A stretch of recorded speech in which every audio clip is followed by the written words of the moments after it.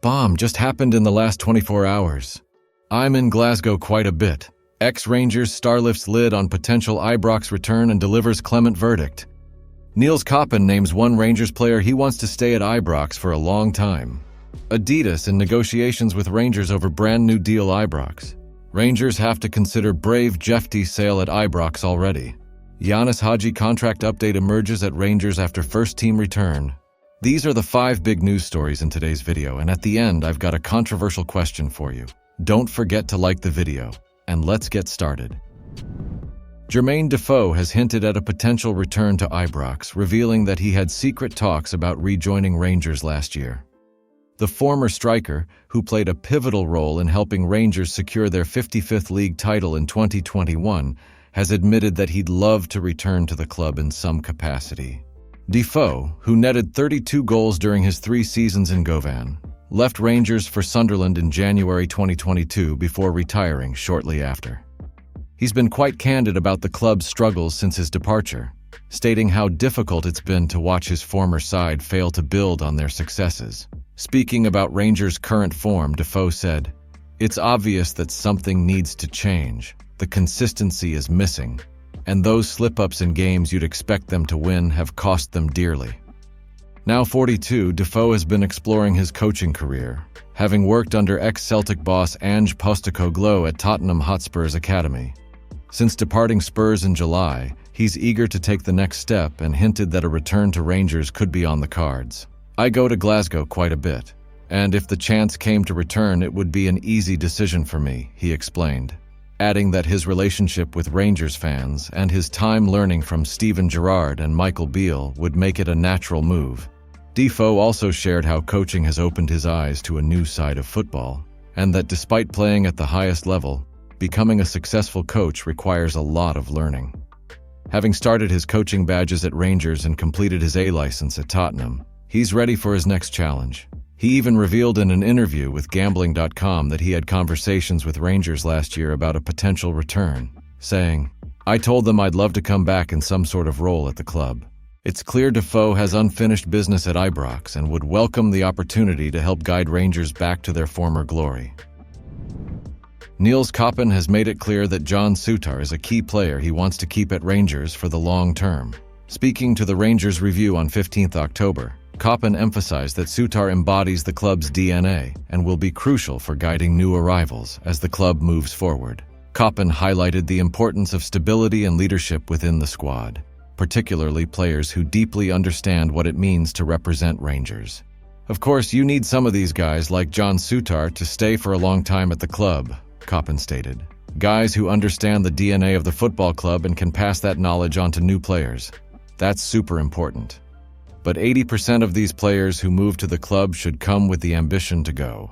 Souttar, who only joined Rangers in 2022, has already established himself as one of the more senior voices in Philippe Clement's squad. With a high player turnover in recent seasons, his influence is becoming even more valuable. Alongside the likes of James Tavernier, Jack Butland, and Tom Lawrence, Souttar's leadership is essential both on and off the pitch. Representing the Scotland national team and having spent his entire senior career in the Scottish Premiership, Souttar's experience is undeniable. Despite his brother Harry moving to England, John chose to remain in Scotland, solidifying his role at Ibrox. As a player who knows how to handle the pressures and challenges of Scottish football, he's become a key figure in the Light Blues dressing room. Adidas have reportedly been in negotiations with Rangers over the possibility of becoming the club's new kit supplier, as revealed by Footy headlines. The Rangers' current deal with Castore is set to end after the 2024-25 season, and while talks with Adidas are ongoing, it's more likely that Rangers will remain with Castore for the 2025-26 season. Castore, while producing decent kits for Rangers this season, hasn't exactly won over fans or players, with complaints about the quality of their products extending beyond Ibrox, notably at Aston Villa last season. Adidas, on the other hand, would bring major brand appeal, aligning the club with some of the biggest names in world football and offering financial benefits in the process. As it stands, such a deal might seem unlikely, but there's plenty of time for things to change. The lack of leadership at Ibrox following the departures of John Bennett and James Bisgrove could complicate matters, with key off-the-field decisions hanging in the balance. Getting these commercial partnerships right is crucial as Rangers look to close the gap on Celtic both on and off the pitch. Let's hope the club can get things in order sooner rather than later to ensure progress continues. If Rangers are considering selling Jeft already, it would be a bold move, as Niels Koppen suggested. Jeft only arrived at Ibrox in June 2024, but he's quickly become a key player, featuring in 5 of the club's 7 league matches and delivering some standout performances. Koppen's comments, made in an interview with Rangers Review on 15 October, emphasize the need for Rangers to be brave when the right offer comes in, even for players like Jeft, and to trust in their ability to find a suitable replacement. However, this is a delicate balance. While selling a player in form can bring in much-needed funds, Rangers need to be cautious. The club currently sit 3rd in the Scottish Premiership, 5 points adrift of both Aberdeen and Celtic. Performance levels are already under scrutiny, and selling a key performer like Jeft could risk further disruption on the pitch.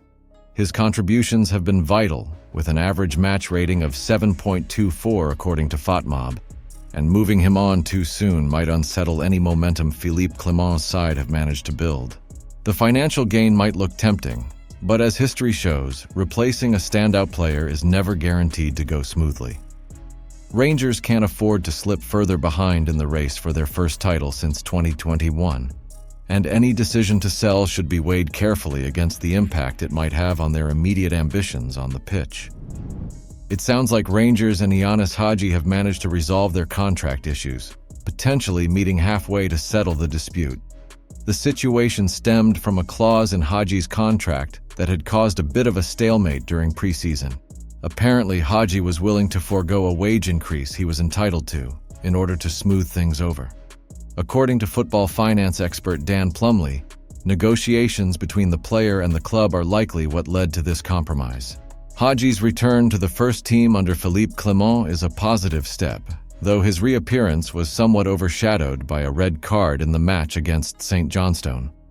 Once his suspension is lifted, Hagi will surely be eager to re-establish himself in the squad and get his Rangers career back on track after a challenging period. The club will certainly benefit from having a player of his quality available, especially now that the contract issues appear to be resolved. Now I want to know your opinion. Would you like to see Jermaine Defoe back at Rangers? And having Adidas as our sponsor, wouldn't that be amazing? The kit would go to another level. And do you think Jeft has been a disappointment? Comment below what you think about these updates, and make sure you're subscribed to the channel for free Rangers news every day, right when you open YouTube. See you next time. We are the people.